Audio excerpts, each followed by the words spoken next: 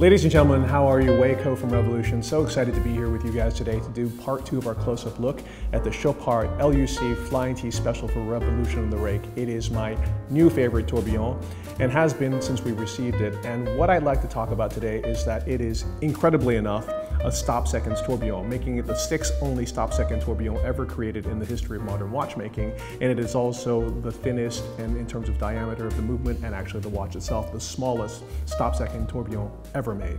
So let's talk a little bit about this. So before we get started, let's talk a little bit about tourbillons. So as you guys know, tourbillons were created by the incredible Abraham Louis Breguet, who patented the complication in 1801. So his idea was that back in the day when men were wearing pocket watches, gravity had an erosive effect on the regulating organ, which consisted of the balance wheel and the hairspring and probably also the escape. So his idea was, let's take all the regulating organs and put it inside of a cage, which will rotate once upon its own axis, therefore averaging out all the errors caused by gravity. He patented that in 1801, and that has been one of the kind of coolest complications of all time because it was a purely chronometric exercise. It was one of those devices that was considered to be at the very top of high watchmaking. So the tourbillon, which was created for the pocket watch, made its jump to the wristwatch back in 1986, was of course the Audemars Piguet automatic winding tourbillon wristwatch, and then became more popular through the 90s, and I would say in the third millennium it kind of exploded in popularity, and basically almost every high watchmaking brand has one today. But actually, very few of those high watchmaking brands have tourbillons that are COSC certified as chronometers. So the question is, of course, if a tourbillon was created for a pocket watch to compensate for errors caused by gravity when the watch was in the vertical position, what is the application of a tourbillon in a wristwatch? Well, to me, it's very simple. If you have a tourbillon on your wristwatch and it comes with a COSC certificate as a chronometer, then the brand that's creating it is making an effort to show you that it's truly a chronometric device. So what are the brands that do that? Well, 2 of them happen to be Patek Philippe and Chopard L.U.C. I think recently there was a 3rd brand, Tag Heuer, of course, jumped into the fray with that as well.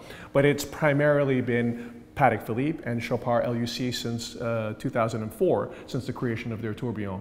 That has always awarded all of their watches a COSC certificate if it's a tourbillon. Well, actually all of their watches in general, but in particular the tourbillon.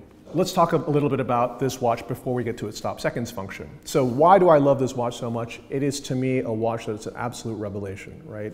It is 36.5 mm in terms of diameter, and it is 8.2 mm in terms of thickness, making it one of the thinnest and smallest flying tourbillons in existence.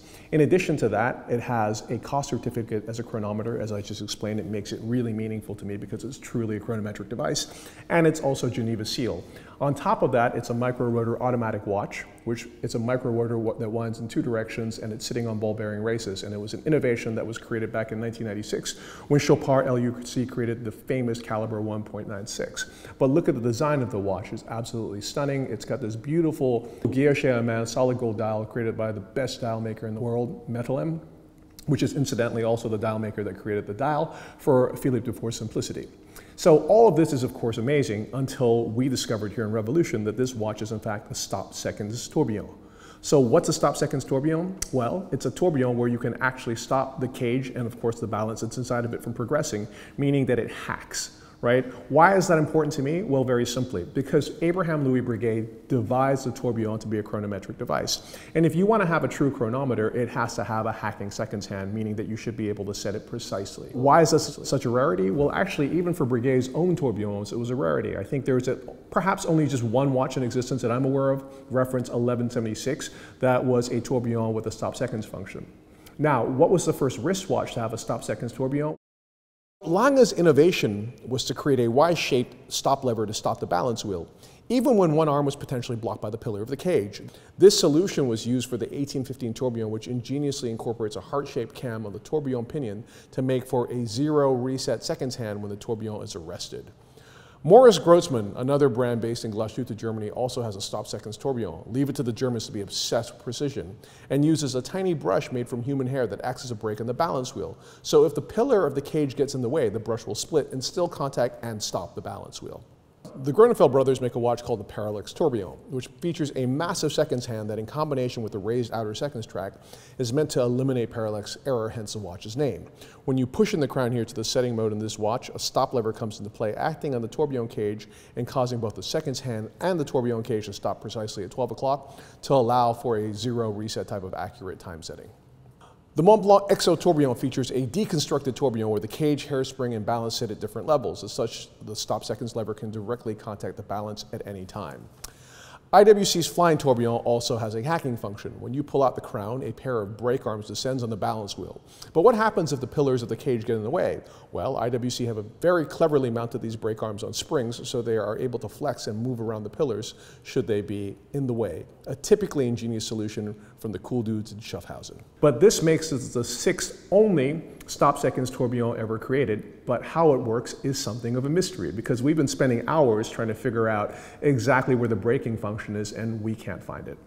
What we do know is, of course, that the braking function is on the cage and not on the balance wheel. And why is that? Well, to my mind, it's because Carl Friedrich Schwefler wanted to give you a completely uninterrupted view of the beautiful balance wheel rotating inside of this incredible tourbillon cage at this aperture at 6 o'clock, no matter whether you have the watch starting or stopping, right? So it's running perfectly, and then suddenly you pull the crown, and all of a second, the cage stops. And because the seconds hand is mounted to the cage, that means the second hand immediately stops. Now, the balance wheel will continue to oscillate a couple of times and then stop, but this has no bearing on the accuracy of the watch. Why is that? It's very simple. So let's talk a little bit about how a mechanical watch works. So you have a barrel, which is where the mainspring is, and there the barrel is attached to the great wheel or first wheel. That engages the center wheel, which then engages the third wheel, which engages the fourth wheel, which engages the escapement wheel, which engages the balance wheel, right? So that's in a normal watch. So the point is that gear train, it's the center wheel that's attached to the canyon pinion, and the canyon pinion drives the minute wheel, which also drives the arrow wheel. So it's that gear train that has everything to do with the timekeeping, and actually the balance wheel is completely detached from that, right?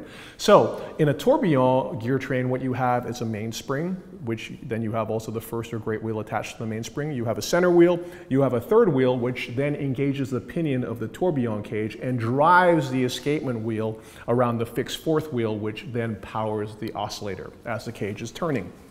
So as soon as you stop the cage, you cut out immediately any capacity for the hands to continue to move. So the cage stops, and that's your seconds indicator. And when the cage stops, that means also the center wheel, which has got the hour and minute hand as well, also stops. So as soon as you pull the crown on this Chopard L.U.C. Flying tourbillon, the entire gear train stops and the watch is completely arrested.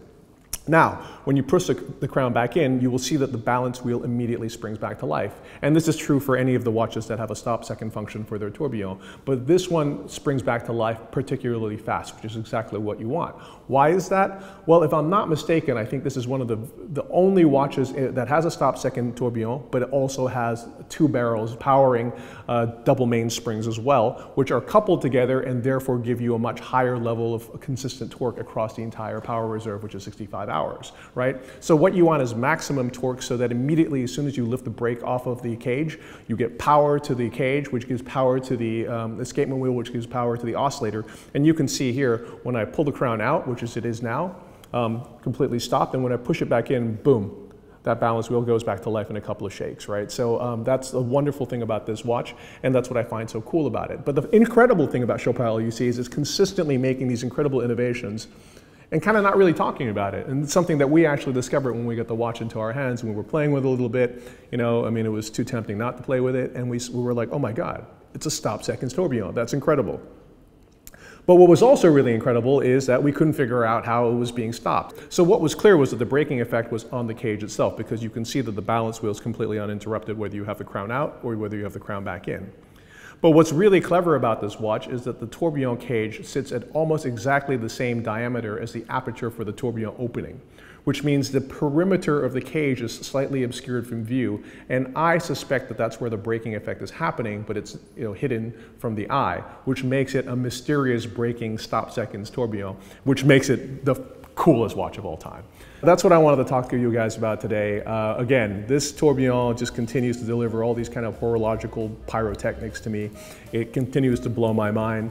Again, 36.5 by 8.2 mm in thickness makes it the smallest and thinnest flying tourbillon that is also COSC certified and Geneva sealed in the world. And then on top of that, to have this stop seconds function to me is incredible. And it's also incidentally the thinnest stop seconds tourbillon ever made. So that's it, guys. Thank you so much for joining me. This watch is amazing. Peace.